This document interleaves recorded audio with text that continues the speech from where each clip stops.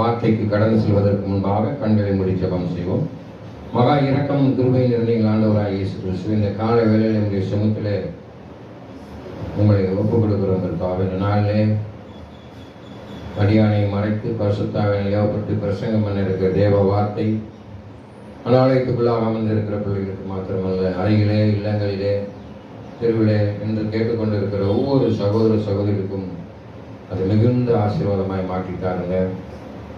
ஆண்டவராகிய இயேசு கிறிஸ்துவே, இன்றை மாதத்தை ஆசீர்வதிங்க. ஆண்டவர் நல்லவர் என்பதை ருசித்து பார்க்கும்படியாக உங்களுடைய கரத்தில் அடியானையும் வந்திருக்கிற பிள்ளைகளையும் காத்து ஒப்புக் கொடுக்கிறேன். இயேசு நாமத்தில் இருக்கிறாரே, ஆமென். அல்லேலூயா. நாளே நாம் தியானிக்க இருக்கிற தேவ வார்த்தை யாத்திராவின் புஸ்தகம் 15ஆம் அதிகாரம் 26வது வசனம். யாத்திராவின் புஸ்தகம் 15வது அதிகாரம் 26வது வசனத்தை நாம் தியானிக்கிறோம். அல்லேலூயா. நான் வாசிக்கிறேன். நீ உன் தேவனாகிய கர்த்தரின் சத்தத்தை கவனமாக கேட்டு அவர் பார்வைக்கு செம்மையானவைகளை செய்து அவர் கட்டளைகளுக்கு செவி கொடுத்து அவருடைய நியமங்களை யாவையும் கை கொண்டால் நான் எகிப்தில் இருக்கும் வரப்பண்ணின வியாதைகளை ஒன்றையும் உனக்கு வரப்பண்ணேன். நானே உன் பரிகாரியாகிய கர்த்தர் என்றார். ஆமென். ஆண்டவராகிய இயேசு கிறிஸ்து பிதாவானவர் அங்கே சொல்கிறார், உன் தேவனாய கர்த்தரின் சத்தத்தை கவனமாக கேட்கும். இங்கே முதலே சொல்லப்பட்டிருக்கிறது, அவனுடைய வார்த்தைக்கு இந்த நாளில் நம்முடைய செவியை சாய்த்து நடக்க வேண்டும் என்று சொல்லி, வாழ்க்கையிலே நாம் கர்த்தருடைய வார்த்தைக்கு செவி சாய்த்து நடப்போமானால், அவருடைய வார்த்தைக்கு செவி சாய்க்காதபடி இந்த நாளிலே பிசாசானவன் என்ன செய்கிறது, நம்முடைய சிந்தனைகளே, நம்முடைய பேச்சிலே, எண்ணங்களிலே பொல்லாத காரியத்தை விதைத்து விடுகிறது. அதனாலே நம்முடைய வாழ்க்கையிலே ஆண்டவருக்கு பிடிக்காத ஒரு சில காரியங்களுக்கு இடம் கொடுக்கும்படியாக நம்முடைய சரீரம், எண்ணங்கள், பேச்சுக்கள், செவி எல்லாம் செயலற்று போய்விடுகிறது. கர்த்தருடைய சத்தத்திற்கு உண்மையாய் செவி சாய்ப்பாயானால் என்று சொல்லியிருக்கிறாங்க. அப்ப அந்த உண்மையா கவனமாக அவர் என்ன சொல்றார் என்பதை நீங்கள் கேட்க வேண்டும். உனக்கு விரோதமாய் உருவாக்கப்படும் எந்த ஆயுதமும் வாய்க்காதே போவதா என்ற வார்த்தை அங்கே வேதத்தில் சொல்லப்பட்டிருக்கிறது. ஆண்டவர் சொல்றார், உனக்கு விரோதமாய் இந்த உலகத்துல எதுவுமே உருவாகாது என்று சொல்லும் பொழுது அவருடைய வார்த்தைக்கு நீங்க என்ன செய்யணும், செவி சாய்க்க கேட்க வேண்டும். உங்க பெற்றோர்களாகிய நீங்கள் உங்க பிள்ளைகளுக்கு நல்ல காரியத்தை சொல்லுவீங்க. அவங்க உங்க பேச்ச கேட்கலைன்னா என்ன ஆகும், உங்களுக்கு கோபம் வரும், கண்டிக்கிறீங்க. நான் பேசிக்கிட்டே இருக்கேன், காதைய கால மாதிரி போறேன் சொல்றோமா இல்லையா? அதை போல இங்கே வேதவசனத்துல சொல்லியிருக்குது, நீ உன் தேவனாய கர்த்தரின் சத்தத்தை கவனமாக கேட்கணும். எப்படி கேட்கிற, எப்படி கேட்கணும் அப்படின்னு சொன்னா, ஒண்ணு வேத வசனத்தை வாசிக்கும் போது ஆண்டவர் வார்த்தை மூலமாக உங்கள்கிட்ட பேசுவார். அதை நீங்கள் கவனமாக கேட்டு அதன்படி நடக்க வேண்டும்.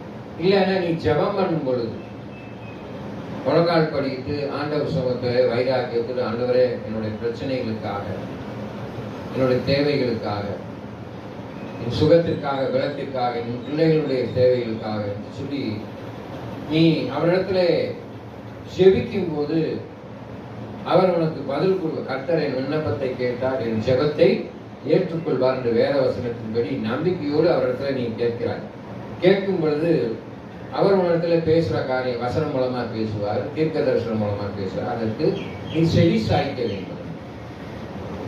உபாகமத்துல சொல்லியிருக்கு, கர்த்தருடைய வார்த்தைக்கு உண்மையாக செவி சாய்த்து அதன்படி நீ நடப்பையானால் பின்னாலே சொல்லப்படும் ஆசீர்வாதம், நீ மாய் திசைகள் தொட்டி ஆசீர்வதிக்கப்படும், உன் மாடுகள் ஆசீர்வதிக்கப்படும், உன் பிள்ளைகள் ஆசீர்வாதமாக இருப்பாங்க, உன் நிலத்தின் கனிகள் ஆசீர்வாதமாக இருக்கும் என்று சொல்லி உபாகம புத்தகத்திலே சொல்லியிருக்குது.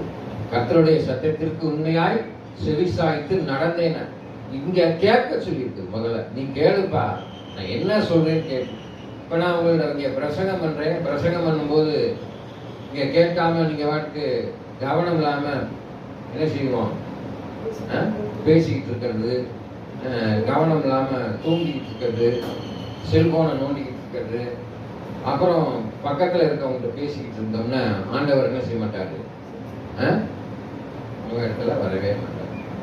பள்ளிக்கூடத்துல ஆசிரியர் அந்த காலத்துல படிக்கும் போது, நாங்கள் படிக்கும் போதெல்லாம் பாடம் நடத்திக்கிட்டே இருப்பார். அவன் ஒரு கொட்டாய் விட்டாலோ அல்லது கவனிக்காம சும்மா பக்கத்துல இருந்து பேசிக்கிட்டு இருந்தாலோ ஒன்னும் முதல் சாப்பி செலுத்தி எறிவார். அதற்கும் கவனம் இல்லாம இருந்தோம்னு வச்சுக்கோங்க, அவர் மேல படாம இருந்தா அடுத்து என்ன செய்வாரு? போர்டை துடைக்கிற டஸ்ட் எடுத்து மேல எறிவார், விழிப்படைய செய்வார். இங்க கவனி அப்படின்னு சொல்லி.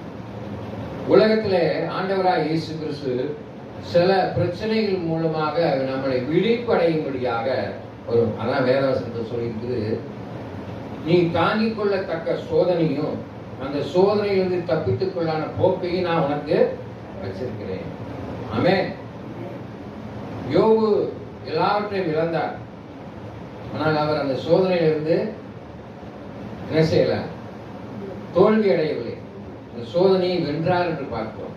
அதே போல நம்ம வாழ்க்கையில அங்கே ஆண்டவருடைய சத்தத்திற்கு கவனமாக கேட்டு அவர் பார்வைக்கு செம்மையானவைகளை செய்து என்ன செய்யணும்? அவருடைய பார்வைக்கு நல்லது செய்யணும். நீங்க யார் நல்லது செய்தா? அவர் வார்த்தையை கேட்டு. நல்ல சமாரியன் என்ற ஒரு கதை இருக்கிறது வேதத்துல. அங்கே திருடர்கள் அந்த நல்ல சமாரியனை அடித்து போட்டு அவனிடத்துல பணத்தை பிடிங்கிட்டு தெருவிலே போட்டு விட்டு போறாங்க.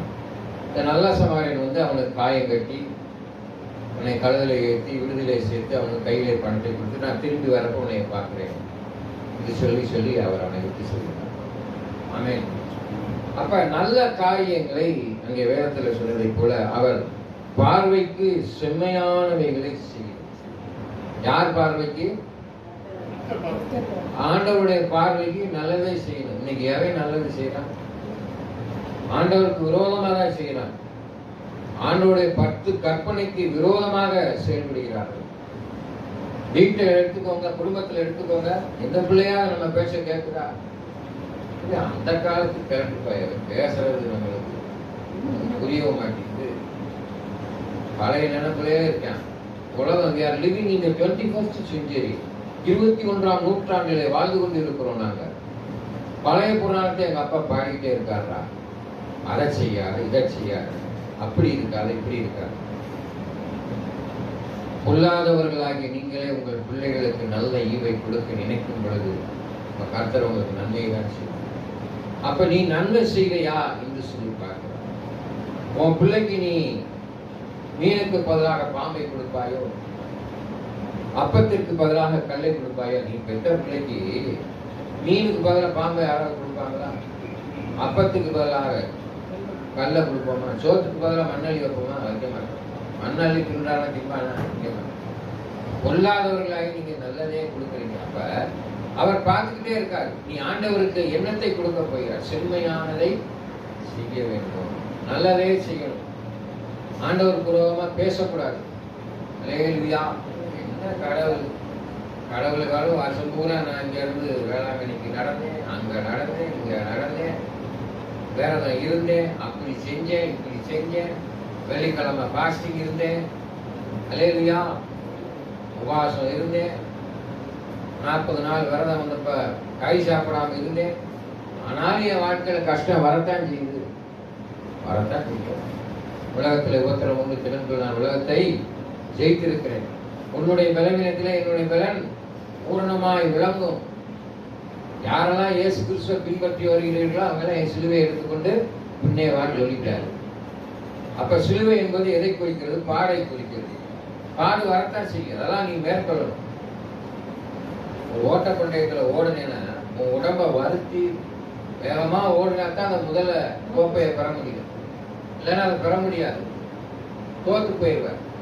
இல்லையா? உன் வாழ்க்கையில நீ தோத்து போகக்கூடாது. இயேசு கிறிஸ்து எதெல்லாம் செய்யக்கூடாதுன்னு சொல்ற அதை கூட செய்கிறது. குடியை கெடுக்கும்னா அதில் எழுதியிருக்கான், அது குடிக்கத்தான் செய்யும். புகைப்பிடிப்பது லீட் டு கேன்சர், புற்றுநோய் அதை வரும் சொல்லி கீழ் அப்படின்னு சொல்லி அதை சிகரெட் டப்பாவில் போட்டுக்கான். ஆனால் அதை புகைப்பிடிப்பதை குடிக்கத்தான் செய்யலாம். அப்ப இதெல்லாம் இயேசுவுக்கு பிதாவானவருக்கு பிடிக்காத ஒரு காரியம். ஆலயமாகிய சரீரத்தை நீங்கள் என்ன செய்றீங்க? தீட்டுப்படுத்துறீங்க. ஆமென். கிராமங்களில் பார்த்துருக்கீங்களா? பெண்கள் மாதவிடாயா இருக்கும் பொழுது அந்த 3 நாட்கள் என்ன செய்யறாங்க? அவங்க வீட்டு பின்பக்கம் அவர்களை அமர செய்து விடுவார்கள். என்னன்னு கேட்டா தீட்டான். ஆமென். அன்பான தேவ பிள்ளைகளே, மனுஷ வாழ்க்கையில அநேக தீட்டை உன் வாழ்க்கையில நாவிலே, பேச்சிலே, செவியிலே, கண்களிலே வைத்திருக்கிறார், இருதயத்தில் வச்சிருக்கிறார். உன் மனக்கண்கள் திறக்கப்பட வேண்டும். நீ நன்மை செய்யக்கூடிய பிள்ளையா இருக்க வேண்டும். கண்கள் இச்சையினால பிடிக்கப்பட்டு பாவத்திலே விழுந்துடுற. ஆமென். பொருளாசை காரணம் மாறிடுற. பிறர் பொருளை இச்சையாதிருப்பாயாக, களவு செய்யாதிருப்பாயாக. கமானத்துல 10 காரியம் சொல்லியிருக்கு. அதுல பிரதானமான காரியம் என்ன தெரியுமா? ராஜரீக பிரமாணமாகிய உன்னை போல் பிறரை நேசி. எங்க நேசிக்கிறீங்க? சொந்த புருஷனுக்கு இங்க வேலை இல்லை. எப்ப பார்த்தாலும் மெயினாக காப்பியை போடு, சோத்தை போடு, அரை போடு, இதை போடு, திண்ணியா வா சொல்றாங்க. புருஷன்மார்களே மனைவிமார்களை அன்பு செலுத்துவோம். ஆமென். மனைவிமார்களே புருஷன்மாருக்கு எல்லா காரியத்திலும் நீங்கள் கீழ்ப்படிந்து நடக்க. இயேசுக்கு நிகராக அங்கே சொல்லப்பட்டிருக்கிறது.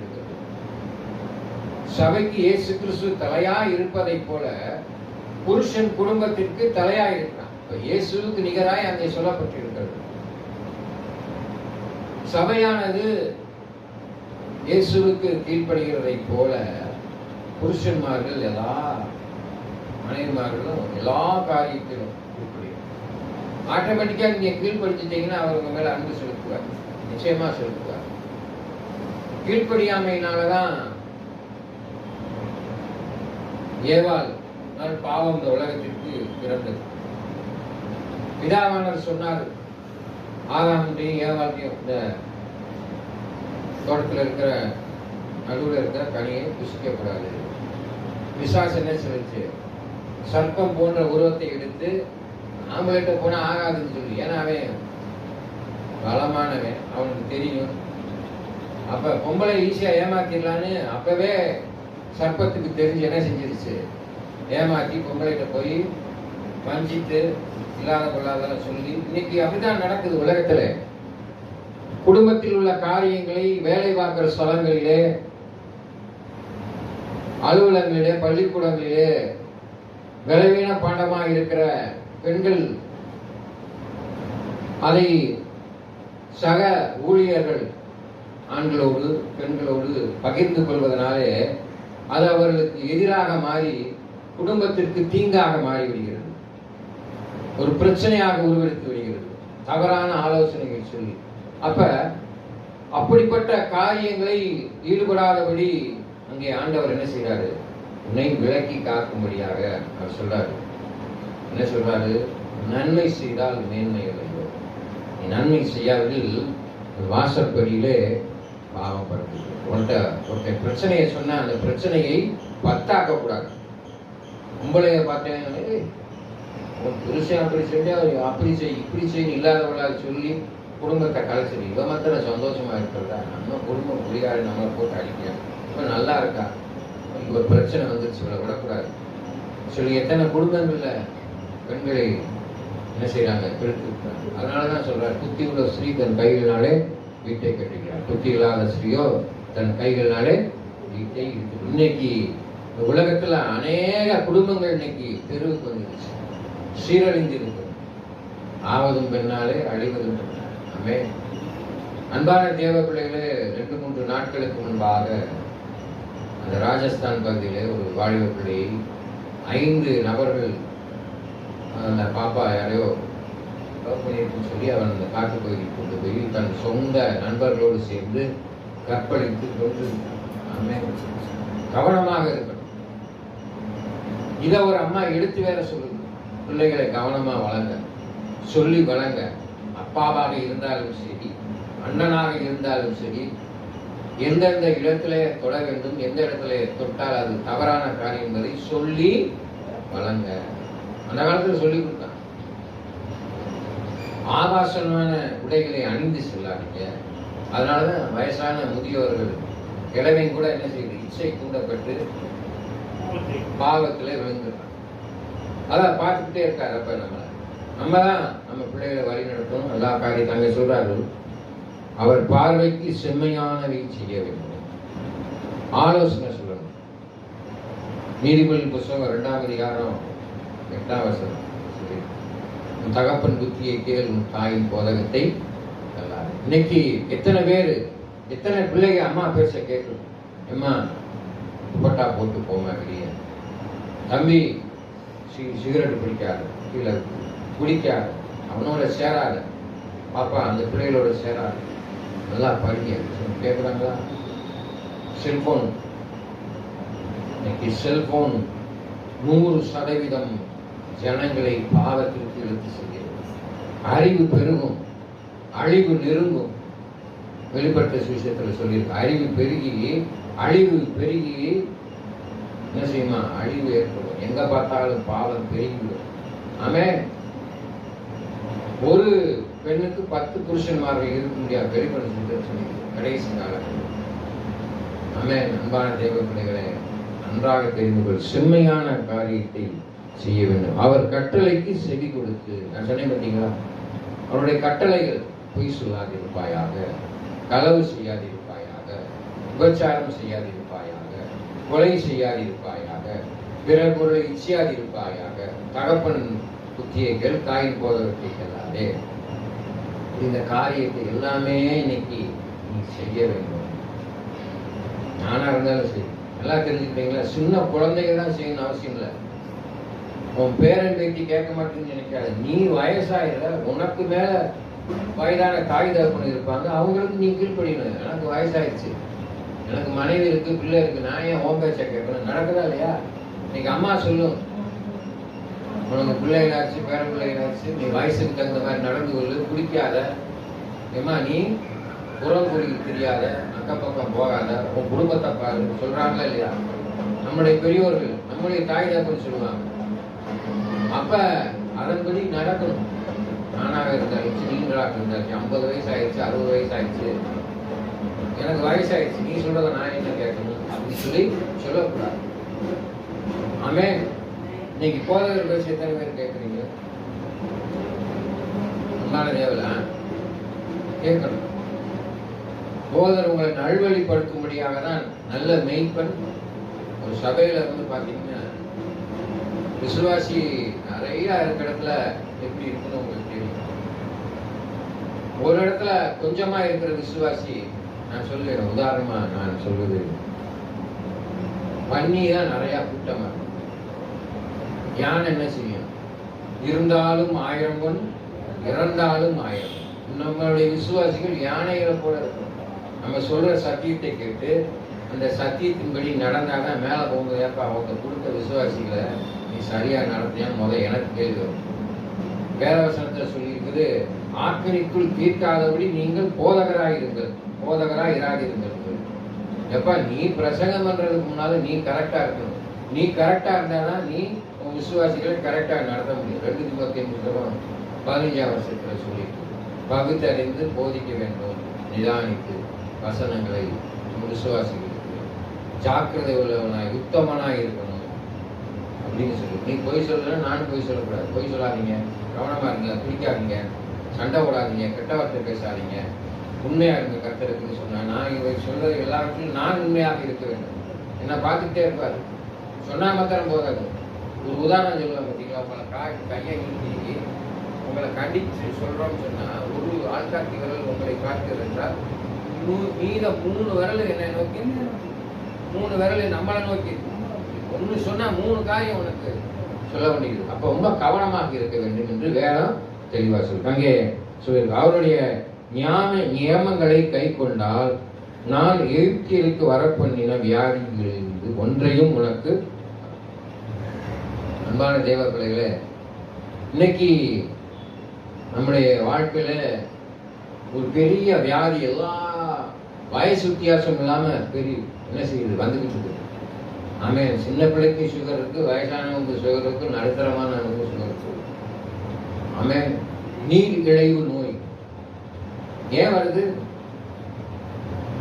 என்ன பாஸ்டர் இப்படி சொல்றீங்க? சாப்பாடு சரியில்லை. அந்த காலத்து சாப்பாடு மாதிரி இந்த காலத்து சாப்பாடு இருக்கா? கிடையாது. அன்பான தேவ பிள்ளைகளே, அழகா சொல்றான் டாக்டர், பேலன்சிங் டயட். வேதவசனத்தில் சொல்லியிருக்கு, ராஜா உன்னை பந்திக்கு விருந்துக்கு வந்து வர சொன்னா உன் தொண்டையில கத்திய வைங்க. அப்ப நீ சாப்பிடுற சாப்பாடு என்ன செய்யணும்? ராஜா நம்மளுக்கு ராஜா வீட்டுல விருந்து எப்படி இருக்கும்? பயங்கரமா இருக்கும், தடவுடலாம் இருக்கும். இப்ப பார்க்கறதெல்லாம் அடிச்சு சாப்பிடுவோம்னு நினைச்சா அந்த மாதிரி இருக்கக்கூடாது. அதனால உன் தொண்டையில கத்திய வை. நார்மலா சாப்பாடு, பேலன்சிங் டயட். சரியான நேரத்திலே சரியான உணவை அளவாக சாப்பிட்டிருந்தால் ஆயுசு நாட்கள் இருக்கும். அதனாலதான் நம்முடைய வாழ்க்கையில பிரியாணியை பார்த்தவொடனே கட்டுன்னு கட்டுறது, இனிப்பை பார்த்தவொடனே நிறையா சாப்பிட்றது. ஆமே, நம்ம சரீரம் எவ்வளவு ஏற்றுக்கொள்ள முடியுமோ அவ்வளவு தான். அதுக்கு மீறி சாப்பிட்டு திணறி தெரியும். பார்த்துருக்கீங்களா? கல்யாணத்துக்கு போவேன், 1000 ரூபாய் மொய் செஞ்சிருக்கிறோம், 1500 ரூபாய்க்கு சாப்பிடுவேன். உண்மையாலையா? அந்த மாதிரி இருக்கப்படும். அன்பான தேவ பிள்ளைகளே, உன் சரீரம் எவ்வளவு ஏற்றுக்கொள்ளுமோ அதுதான். அப்ப உன்னுடைய சரீரம் எதையெல்லாம் ஏற்றுக்கொள்ளும் அதையெல்லாம் தான் ஏற்றுக்கொள்ளும். அதனாலதான் சொன்னேன், ஆலயமாகிய சரீரத்தை என்ன செய்யக்கூடாது? தீட்டுப்படுத்தக்கூடாது. அன்பான தேவ பிள்ளைகளே, நீங்க நினைச்சுட்டு இருக்கீங்க இது வெறும் கட்டடம், என் நாமத்தினால எங்கெல்லாம் 2-3 பேர் கூடுகிறீர்களோ அங்க நான் வாசமா இருக்கிறேன்னு சொல்லியிருக்கிறாரு. இங்க நம்ம கூடி இருக்கிறோம், ஆவியானவர் இங்கே வாசம் பண்றாரு. ஆனா இங்கே இல்ல, உனக்குள்ளா இருக்கிறார். எபேசியர் புத்தகத்துல சொல்லியிருக்கு, உள்ளான மனுஷன்ல பலப்பட்டு பரிசுத்தவான்களாய் அடைந்து சொல்றாரு. பதமா யாரெல்லாம் கூடணுமா? பரிசுத்தவான்களாய் நல்லவங்களா கூடுங்கடா. பொல்லாதவங்களா கூடுனீங்கன்னா அதனாலதான் பரியாசக்காரன் உட்காரும் இடத்தில் உட்காராமலும் இரவும் பகலும் வேதத்துல தியானமா இருக்கிற மனுஷன் பாக்கியவான். அப்பா நம்ம ஜெபம் பண்ணுவோம். இவனுக்கு வேலை வேலை சிலுவையை குறித்து உபதேசம் கெட்டு போறவர்களுக்கு வைத்தியமா இருக்கிறது. ஆமே, நல்லா தெரிஞ்சுக்கிட்டீங்களா? அங்கே வேத வசனத்துல சொல்லப்பட்டதை போல உள்ளான மனுஷர்கள் பலப்பட்டு வேறுண்டு நிலை பெற்றவர்களாய் அறிவை கெட்டாத அந்த அன்பை அறிந்து கொள்ள அனுகிரகம் செய்ய வேண்டும், வேண்டிக் கொள்ள. அதைத்தான் அங்கே நீங்க என்ன செய்யணும்? நியாயங்களை கை கொண்டால். எகிப்தியருக்கு வரப்பண்ணின வியாதியை உங்களுக்கு, எகிப்தியருக்கு வியாதி வந்துச்சு, அது மாதிரியான வியாதி வராது. எப்பா குடிக்காம இருக்கும். இன்னைக்கு இந்த கூல் அப்படின்னு சொல்லி, கூலிக்குன்னு சொல்லி ஒரு காரியம், போதை வசதி, அது பார்த்தீங்கன்னா 5ஆம் கிளாஸ் 6ஆம் கிளாஸ் படிக்கிறவங்க அந்த உதட்டுக்குள்ள வச்சுக்கிட்டு அந்த போதையில தெரியுறாங்க. ஆமே, கூலி. இப்படி தமிழ்நாடு கடந்த நாட்கள்ல, கடந்த ஆட்சியில போதைக்கு அடிமையான ஆட்சின்னு சொல்ல வரல, இப்பயும் போதைக்கு அடிமையா இருக்கிறாங்க. அப்பயும் இருந்தாங்க, இல்லைன்னு சொல்ல. ஆனா அதிகமாகி இருக்கு.